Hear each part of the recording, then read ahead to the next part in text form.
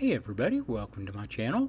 This is Deep Cuts Reactions and my name's Greg, and this is the last one for today, so I'm going to do something a little strange. This is just something I want to do. This is a guy named Robert Arnold, and so I'm just reposting one of his videos. He's got his own videos, he's got his own channel, and I would encourage you to check it out. The guy is really perceptive, and he speaks in prose, but it's very poetic. He's one hell of a writer, uh, and like I say, very perceptive. So this is four Southern men, and you know, if y'all are from the U.S., you maybe know what he's talking about.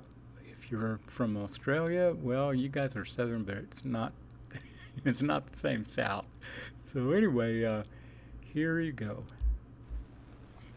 This one's for the Southern men, not the politicians, not the bootlickers in Washington pretending to know bourbon from Boone's Farm. No, I'm talking to the good old boys, the poor but prouds, the ones who can bait a hook and throw a punch, the ones who cry at funerals and grin through pain and tip their hats even when the world spits in their face.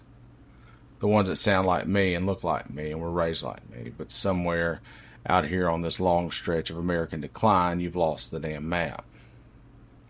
What in the holy goddamn hell happened to you? Once upon a time, a Southern man was many things, some good, some bad, but almost always real. You could hear it in the callous vowels of his drawl and see it in the crack of his knuckles.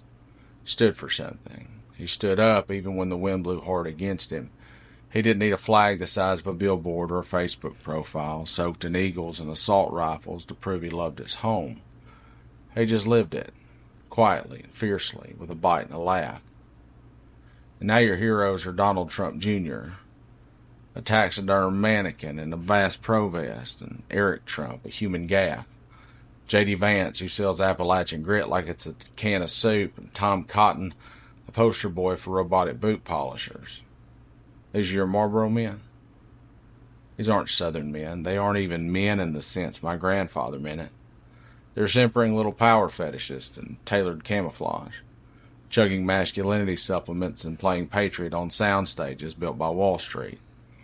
If these boys walked into the Queen of Clubs in Helena, Arkansas, they wouldn't make it past the jukebox.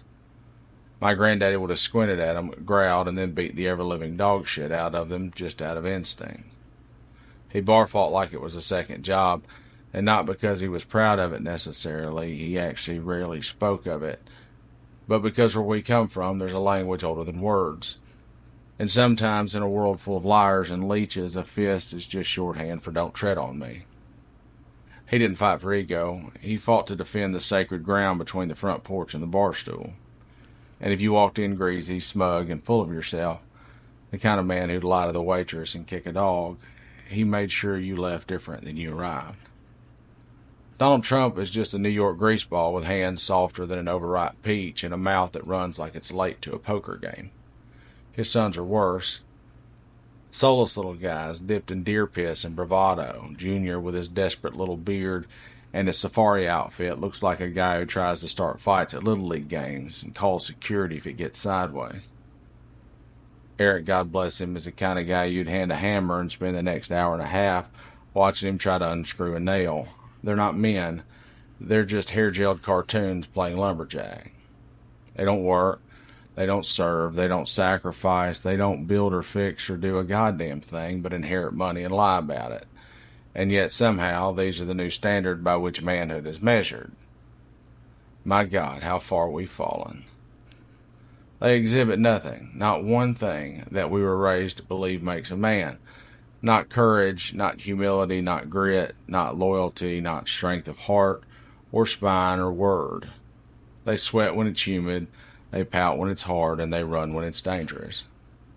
They wouldn't last 5 minutes under a tractor. They wouldn't know how to change their own oil. But don't get me wrong, I'm not saying violence is a virtue or that bar fights make a man. I don't think manhood is some holy grail to be earned through broken noses. That's cheap thinking.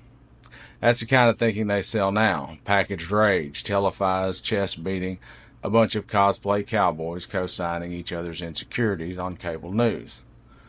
Manliness isn't in your fist or your flag decals, it's in the quiet things, the hard things, the true things. And these boys you worship now wouldn't last 5 minutes in the world you walk through daily. The part that turns my stomach is this. A Southern man, a real one, wouldn't stand for how these clowns behave in public, not toward his wife, not toward his daughters, not toward his children or anyone else's for that matter.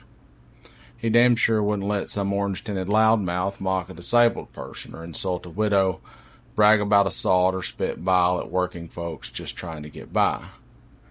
His mother would have slapped his mouth clean off for half the things these men say, and his grandmother wouldn't even have wasted her breath. We were raised by steel and iron women in church dresses who carried casseroles in one hand and consequences in the other, and now you fly flags with a man's name on them. You worship him like a savior, and you can say you voted for the lesser of two evils if you want, and maybe you did, but when you defend him, when you excuse him, when you wave his banner like it's a Stars and Stripes reborn, you're not just complicit, you've already sold your soul. And I don't pretend to have the definition of manhood carved in stone. In fact, I think most definitions are too brittle and break under real pressure. But I do know what it's not. It's not inherited money and gold-plated toilets. It's not screaming on a stage while other people fight your wars and pay your debts. It's not throwing tantrums on television and calling it truth. No. A man is what he does when the storms come. A man is how he treats people who can't do a damn thing for him. A man is what he says when no one is looking, and how he loves when no one else understands. And these slick-haired frauds wouldn't recognize that man if he offered to help them jump-start their helicopter. Where are the truth-tellers? The ones who called out bullshit even when it came from their own side, the ones who didn't kneel to power or party, the ones who didn't want a king, but dared to be goddamn citizens. We have never been perfect down here. God knows the South has blood in its roots and ghosts in its halls, but at least we did have some kind of honor. Raw and flawed, but ours. But now we have cowards playing cowboy and wrapping themselves in Dixie nostalgia while licking the boots of northern con men. You told my grandfather that one day Southern men would kneel, God help us, before Yankees with gold toilets and fake tans, he'd have thought you were drunk or possessed by the devil. But here we are. Many once stared down hard times, now waiting in line to be knighted by a game show host. You've made a liar of my grandfather. He told me we don't bend, we don't cower. We speak truth even when it's costly, that you measure a man not by the flags on his truck, but by the weight of his word. We stand on dirt, not marble. That a Southern man for his sins never kisses the ring. And now I see you cheer for the ringmaster and beg to be shackled to him. So let me tell you this, from one of your own, from someone who still walks the same black dirt and still sings the old songs, stand up. Stop kneeling for fools. Stop praising cowards.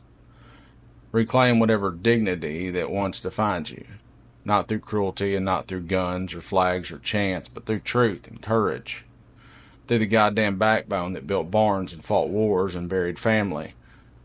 You used to be better than this. Hell, we used to be better than this. Don't let it die with you. We're Southerners. We're unfit for crowns. We're too proud to bow and too tough to follow weak men with gold names and borrowed backbones. Let the South be known for its integrity and dignity.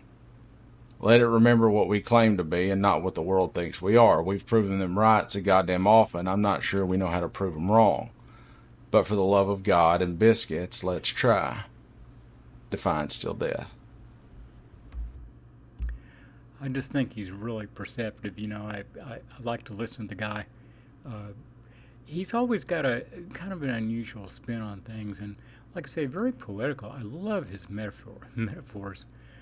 But he's an interesting guy. It's, like I say, it's a southern boy, and maybe some folks don't understand the integrity that can be here. I mean, yes, we've got our problems, but there's still something there. So anyway, hope you all enjoyed that, and I will see you guys tomorrow. So hit like, subscribe, and go to this guy's channel, man. He's got some cool stuff. So I will see you tomorrow, and yeah, later.